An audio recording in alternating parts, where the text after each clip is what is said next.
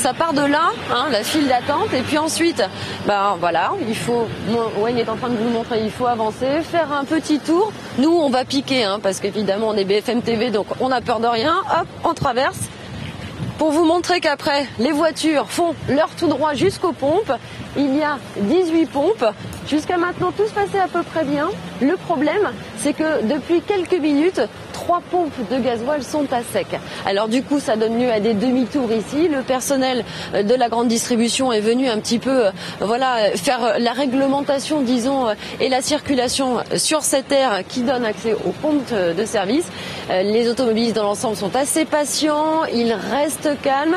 Certains sont un peu dégoûtés quand ils arrivent enfin à la pompe et qu'ils voient qu'il n'a plus rien. Mais bon, ils restent assez calmes car il y a du carburant dans les autres pompes. Et puis, il y a quand même quelque chose qui les énerve, les automobilistes, c'est quand on leur parle des déclarations du gouvernement. Rappelez-vous, hier encore, Christine Lagarde a dit qu'il n'y avait pas pénurie d'essence. Écoutez la réaction des automobilistes au micro de Wayne Bertrand. C'est faux, puisque j'ai bien fait 5 stations entre Versailles et Vélizy et il n'y avait pas de diesel. Donc il y a vraiment une pénurie.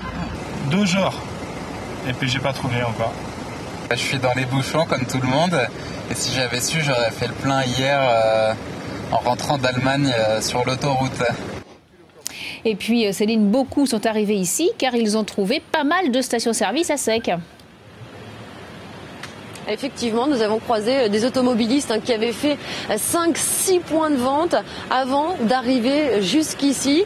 Nous sommes passés, nous, par Clamart et nous avons trouvé une station qui était totalement fermée. Les automobilistes entraient dans la station-service et puis s'arrêtaient devant un grand panneau sur lequel il est noté « Rupture, pas de gasoil, pas de sans-plomb et pas de super ». Du coup, ils repartaient bredouille.